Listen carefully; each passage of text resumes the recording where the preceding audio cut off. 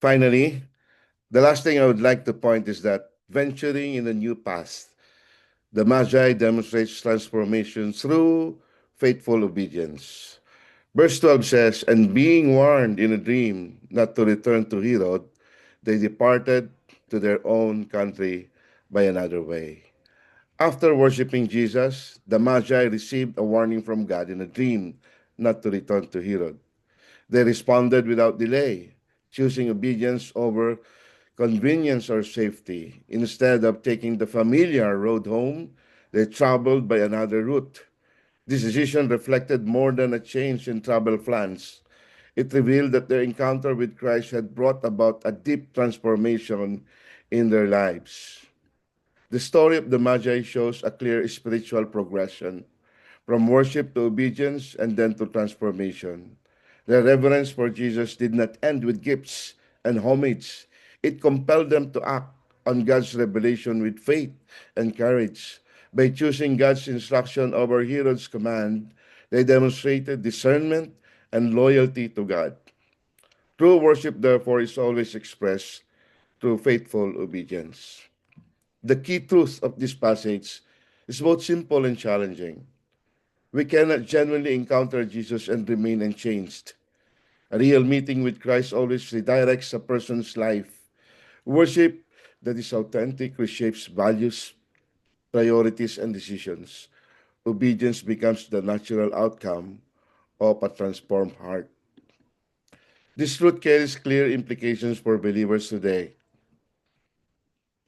If we truly encounter Christ, our direction in life will inevitably change. Our choices, habits, and goals will begin to reflect God's will rather than personal convenience. Obedience serves as the visible evidence of genuine worship. Although following Jesus may be costly, our transformed path becomes a powerful testimony to an unbelieving world.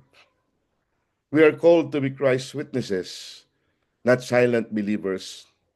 Every day, we face daily ethical and spiritual tests, pressure to compromise integrity at work, temptation towards loneliness and materialism, silence about faith to avoid discomfort or discrimination.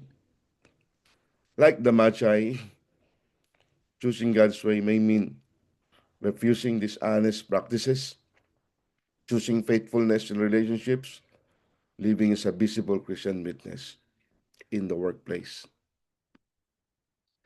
One of the marks of transformed life is good work, as mentioned in Ephesians 2 8 and 9 and verse 10. For it is by grace you have been saved through faith. It is not from yourselves, it is the gift of God, not by works, so that no one may boast. Verse 10 says, "For we are God's workmanship, created in Christ Jesus to do good works." Good works here simply means act of kindness. It requires additional time and effort in our routine. For example, you saw a hungry person and you help that person. So what will you do? How do you do good work for him? So you buy food for that person. That means you added time and money to your routinary life. So you can do this act of kindness. So it is measured by quantity of work. It is like preparing the soil for the gospel to grow. Secondly, good works also means excellence and integrity, or making work good. It is measured by quality of work. It's like at the end of the day work, you ask your supervisor or your manager, "How was my work today?" And he would answer, "Good." So in workplace, good work means, excuse me, doing your job well, being honest even when no one is watching, showing reliability and professionalism, respecting people, honoring God in your shift, doing your best on a hard day, staying faithful in a quiet role, treating coworkers with dignity, being patient under pressure, helping without being asked, choosing compliment over complaint.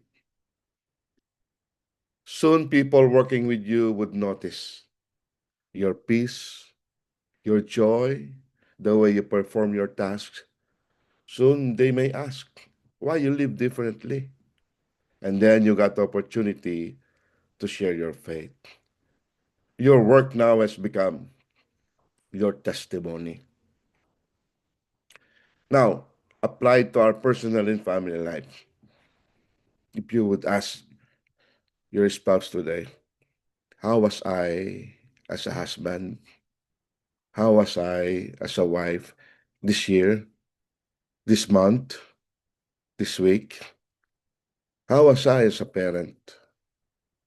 How was I as a son? How was I as a daughter? How was I as a sibling, as a brother, as a sister? May your family answer, you are good.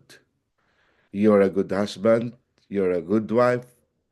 You're a good father. You're a good mother. You're a good son. You're a good daughter. You're a good brother. You're a good sister. You are good. You are good because you are saved.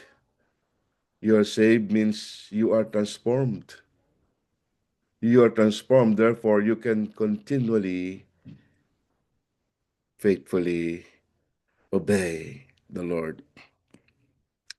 In conclusion, may I challenge you again, GCF Vancouver, like the Magi, as we end this year and as we prepare for the new year, let us be guided by God, and let us trust His direction. C, committed to Jesus. Let us be willing to leave our comfort zone. F, falling in worship. Let us give what is appropriate for Jesus. Let us be generous in giving our treasure, talent, and time for His glory.